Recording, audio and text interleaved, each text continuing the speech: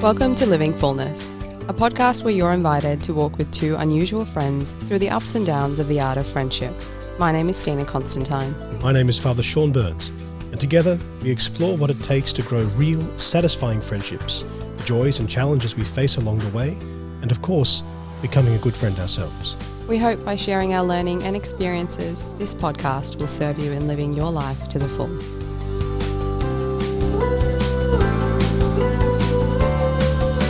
Welcome back to Living Fullness. Thanks so much for coming back either to our YouTube channel or listening to us on podcasts. We're excited once again to be here with you. We are indeed. How are you going, Padre? Well, thank you.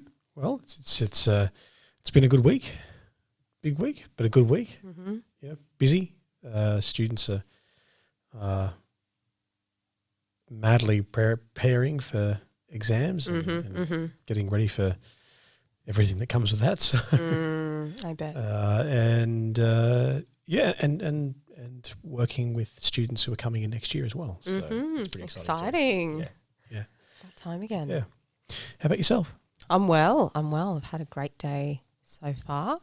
I actually got to visit a friend earlier today, which was lovely. We sat outside and had a milkshake and, Nice. just hung out for a bit. Nice. Which is great fun. I like it. Yeah, having a great day. Nice. Yeah. Yep. Very good. So this week on the podcast, we wanted to continue to talk about those 5 key elements that are necessary for any form of relationship. These 5 have been coined by Sarah Swafford in the United States from Emotional Virtue Ministry. And we are looking at time. Time. What are we talking about when it comes to time? E equals MC squared. Sorry. Oh. Someone remembered a science class. One. Only that one. Only that one. That's right. That's right. So really what we want to talk about is the importance of time being a factor in any form of relationship. And we've got plenty of people out there who will stipulate a certain time frame for a variety of things. It might be this is the amount of time it takes to create a habit. This is the amount of time it takes to do certain things. And likewise for relationships, we've got, someone like Jeff Hall who says that it takes about 50 hours to move from the point of an acquaintance to being a friend. And it takes about 200 hours to go from being a friend to being a close friend. So we have lots of people out there who have different standards, I suppose, when it comes to the amount of time that should pass. Yes. Yeah. But we think a little differently. We do. We're not going to legislate. We're not going to say that this amount of time, X amount of hours must be spent, because it's kind of it's a little bit too formulaic. I know that we're proposing a formula for growth here, but to say this much time equals this depth of friendship, it doesn't always reflect reality. Yeah. And so we're not going to do that. Just by way of example, when I look at my parents, now, Mum and Dad knew each other for 7 days, for an entire week before they were engaged to be married, and then married 4 months later. Now, as a general rule, I don't recommend that to people. I don't recommend that process. It worked for them, but really rather as an exception, I think, rather than a rule. But that being said, Mum and Dad still had to take time to get to know each other. The period they had of sort of engagement, really, so kind of did it the opposite way around. That period they still actually had to get to know one another. Getting to know someone does take time, but how much time that is exactly is really going to shift for different relationships. It's not always going to be the same. For some people, it may take years to really get to know somebody, but then again, it might only take a few months. I don't think there's any point legislating on this issue. Yeah. And so I guess when it comes to time, if we can't make how much time the determinant of a relationship forming and growing and moving through stages, then we might then say, well, how do I know if enough time has actually passed? Like, what are the indicators then that time is actually being a factor in this relationship? For sure. And I guess two of the things that we've already mentioned plays into that, doesn't it? Well, yeah, I mean, trust and honesty, right? I mean, being knowing that you can trust somebody, that you can be vulnerable with them, that's something that really only, as we've said in those episodes, it's something that is only proven over time. So, I get when that fellow Jeffrey Hall comes in and says, well, 50 days from acquaintance to a friend, 200 days to a close friend, in the sense that because being a friend is involves risk and involves vulnerability. Yeah. Sure, I get that there will be considerable time for many that passes before we reach a stage where we're like, yeah, you know what, I'm comfortable being vulnerable with this particular person. We just don't think it's helpful to legislate exactly what that time looks like because it's going to be different for each person. Yeah, absolutely. Yeah. And so something to look out for then is the level of trust and honesty that has been built, because like you said, that will have been built hopefully over a period of time. Yeah. And if you're wanting to hear more about trust and honesty and you're new to this podcast, then make sure you check out the previous 2 episodes where we go much deeper into trust and honesty independently as well. Something else that is also, I think, important and perhaps underrated is the level of comfort. There is a level of comfort involved when a friendship has grown or a relationship has grown into something substantial. Yeah, fair call. So I guess that begs the question of, well, what are we talking about when we say comfort? Yeah, absolutely. It's sort of a product of trust and honesty, isn't it? It's sort of something that erupts from trust and honesty, and from that braving acronym that we went through not a few episodes ago as well, but the episode before.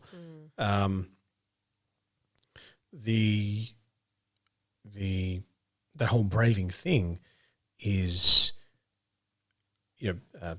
boundaries, reliability, accountability, all of that works to form a trusting relationship in which you can actually afford to be comfortable. Yeah. And in which you feel like, I can actually hang around this person. I think so. It's kind of a byproduct. Yeah, of that trust, I think. Definitely. Yeah. And it's that sense of just being able to be. Yeah. Just be who you are, and that right. being not only just okay, but actually welcomed and accepted. Yeah. There is something about, being in a space where you are being who you are and you don't quite feel like you fit in. And there is something very different about being exactly who you are and being very welcomed into that space and wanted in that space. So for sure. It's that level of comfort and almost a sense of, almost a feeling at least, of effortlessness, of being who you are. It's very relaxed in that sense. Not that there's no effort put into the friendship, but more of a feeling of effortlessness. That's right. You don't sort of need to create conversation starters or to create an environment of comfort, as it were. It just kind of it's a natural. It just is. It just naturally occurs. Yeah. That's right. That's right. Often when I meet new people in a pastoral setting, I will often, before I go there, I'll often have in my head things that I'm going to say when the conversation and when the sort of the interactions begin to come to a lull. I'll have talking points and things like that. And so it's very much an artificial setting in which you're not really. No one's showing exactly who they are at this point yet. It's still not fully anyway. It's still a getting to know you phase, and there isn't that level of comfort that exists. But over time, that need to sort of set up those talking points and to have that sort of system in place, it kind of drops off because you get to know one another and you become more comfortable. just as a result of a greater sense of trust that sits within that relationship. Absolutely. Yeah. And because of that too, you're able to see the other as they are, and you're able to see yourself for who you are. There's a genuineness that comes from that. And like you said before, there's vulnerability, but there's also that sincerity and genuineness involved too. Yeah, absolutely. Absolutely. So really, who says I need time? We do. No. Sorry. No one. Sorry. No one. No, so... No one is saying how much time. That's right. That's right. No one wants to legislate that this much time must pass. No. What we're simply saying is that it's observable. Yeah. That good relationships generally take time to grow. That's kind of the key thing. Yeah. And if we know that, then why shouldn't we allow that time to pass? Right. Exactly. It's not just a sitting there waiting, Yeah. That's right. It's not a just allowing it to pass us by. There are things occurring during that span, and it's growth. That's what happens. Yeah, exactly. A living relationship, it grows over time. It kind of harkens back to something that we said in one of the initial episodes, that, sometimes we try and force a friendship a little bit because, we've just met this person and things are really awesome, and, perhaps we want to secure that friendship for various reasons. Well, sometimes that's not the best way forward. Yeah. Sometimes the best thing to do is to think, okay, you know what, there's really something here. I can sense that there's a real connection here. Allow time to be the context in which that connection is built and tested. Yeah. Absolutely. Yeah. Absolutely. Which then, I guess, brings us to timing. Right. Right. There is such a thing as timing as well. Exactly for what you were talking about, that when we meet someone that we think, this might be someone that we can be friends with, and this could be someone that we could have a strong, committed relationship with, doesn't necessarily mean that now is the time for that. So I'm thinking, particularly things like, school. There might be some really good friendships that are formed during that space of being at school, but it's perhaps it might be asking a little too much to anticipate that a friendship that's formed at school will be the best friend that you have when you're 50 years old. Yep. And so just simply acknowledging that what is occurring in this time might be good, but it's for now. It may not necessarily be the person who's going to be your BFF 20 years down the track. That's right. And this is very much it's a reality that sits in Scripture. Is book of Ecclesiastes in chapter 3, it talks about there's a time for growing, there's a time for harvesting. There's a time for everything, and so in school there's a time for growing friendships. But we recognise that those friendships that we grow may not necessarily be friendships that last. They may not be anything that sits past friendships of utility or friendships of pleasure, and that's okay. Absolutely, that's perfectly fine. But it's just a matter of recognizing that and seeing that there is going to be a time where we'll build deeper friendships, and that's great. But it may not be just now that we're building those. That's right, and that's that there is nothing wrong with that. Definitely. And so I guess in that light, I can sort of think of an example where I've witnessed that in my own life. As a matter of fact, 6 years ago today, I had the pleasure of meeting Judi, who's the CEO of AV Workshops, and she is a force to be reckoned with. Hello, Judi.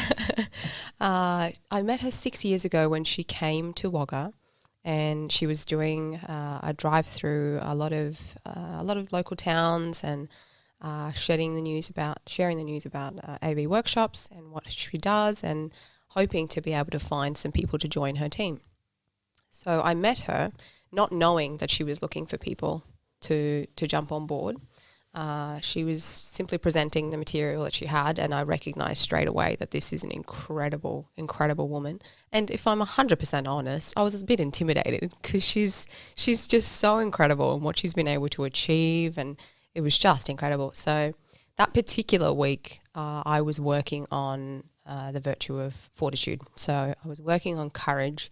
And so in having met this woman who I was slightly intimidated by, I thought, great, here's my opportunity. I have to go talk to her. Okay, I don't know what I'm going to say, but sure, I'll just go say hi. And so I spoke to her, and as we were talking, she said, I'm actually looking for a few people to join my team. Would you be interested in something like that? Here's the information package. Send me an email if you're interested. I had a read through. I thought, this might be really good actually, and jumped into it.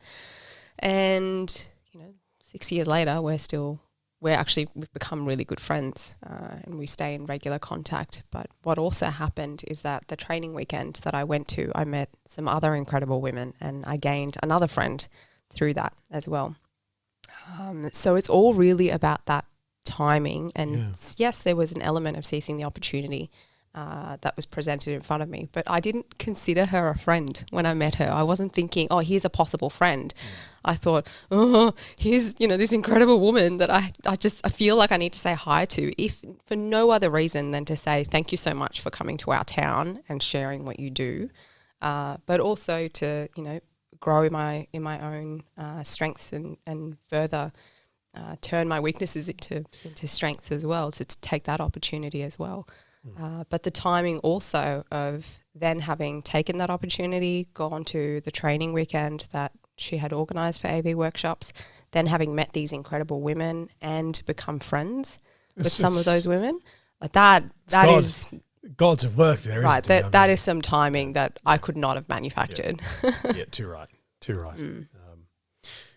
Similarly, I look at a friend of mine, Dr. Matthew Tan. Hi, Matthew.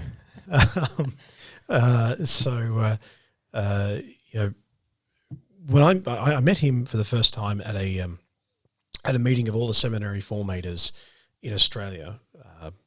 We were meeting for doesn't matter why we're meeting. That's boring. Well, it's not boring to me, but I'm sure it's boring to everybody else. So we can skip over that part. Wherever you met Matthew, it was boring. It was. I said it. It wasn't like that, Matt, I swear.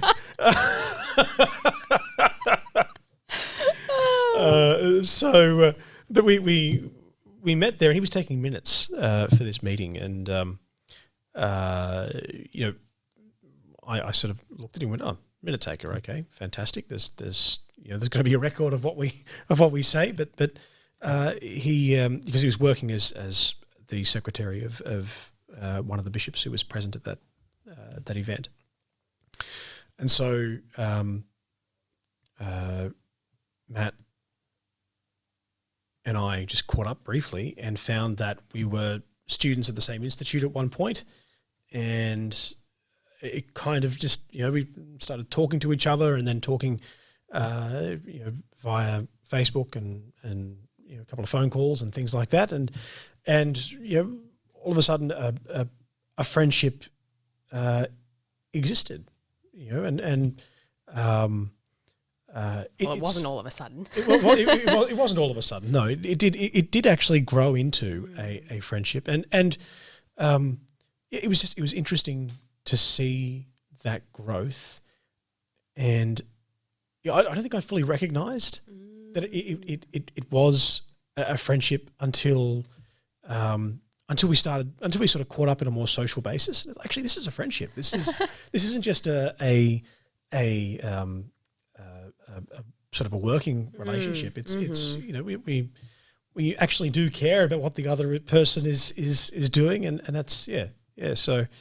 And like hanging out outside of and setting. We enjoy. I mean, he's in a different city, so hanging out isn't actually a possibility. An option right now. Okay. But certainly just contacting each other about various things and sending sarcastic, salty jokes to each other about various things, and So right. So there's definitely some joy involved there. There is some joy involved there. Yes. Yeah. So yeah. Yeah.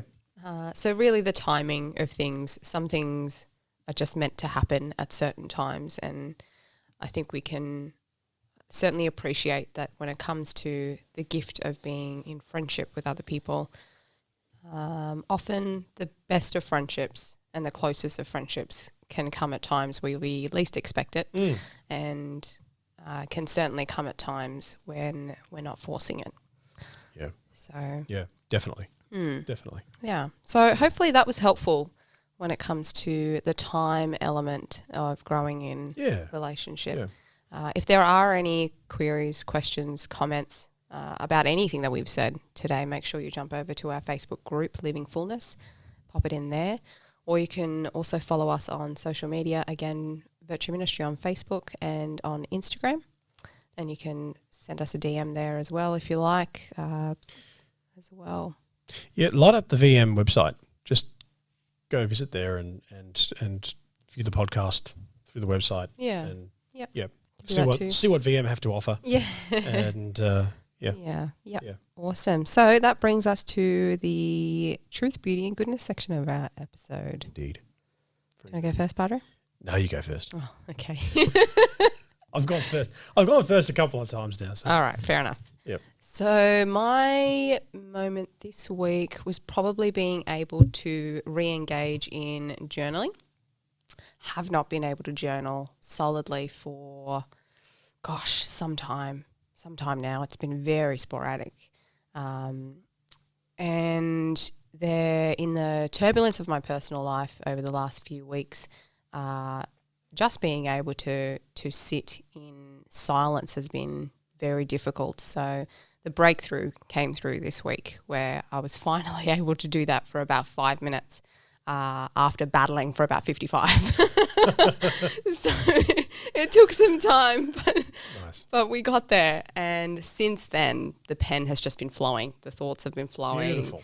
There's just stuff coming out. So I'm very grateful. Oh, that's awesome. Very grateful. But I didn't realise just how much I missed journaling until it came back. I didn't think that was going to be an outcome of that. I thought it would just be being able to sit in silence and being able to meditate would be a wonderful outcome. But once the pen started flowing through, I thought, oh, what a gift. Yeah. Yeah, so that was mine, Padre. Awesome. What about yours? This last week, I have had the opportunity to meet with 2 young men who want to join the seminary. Ooh. Yes. Yeah. That's what I said. That's kind of cool. Only with a lower tone of voice. So yes, that sounds like boo. it does too. No, not boo. We're very happy. So what happened there? well, I mean, they were both men who felt God's calling them and was like, I want to give this a shot. And there's nothing more exciting than having someone hear God's call and want to respond to that. So I've been able to sit down with 2 people and to help them arrive at a plan of where to from here.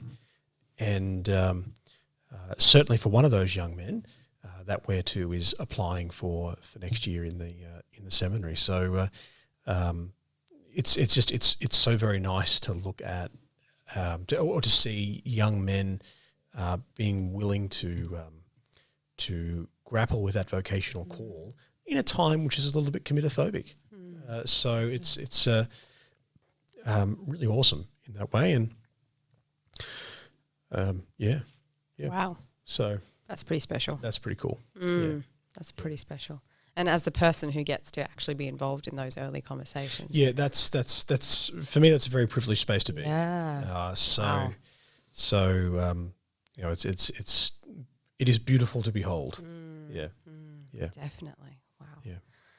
Alrighty, well that is the end of our episode on time. Thank you so much for joining us this week. Make sure you subscribe to the YouTube channel if you're watching through YouTube.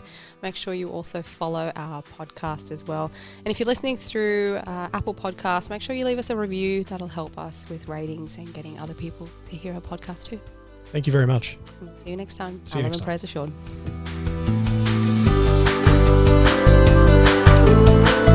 Thank you so much for joining us for this week's episode. If you enjoyed it and found it helpful, please rate our podcast and share it with someone that just might help someone else find this podcast too. So that we can best serve you, we want to get to know you. Let us know your thoughts, comments, and questions either by joining the Living Fullness Facebook group at Virtue Ministry or our Instagram page, also at Virtue Ministry. We'll catch you again on Wednesday next week for a new episode on Living Fullness. Until then, know of our love and prayers.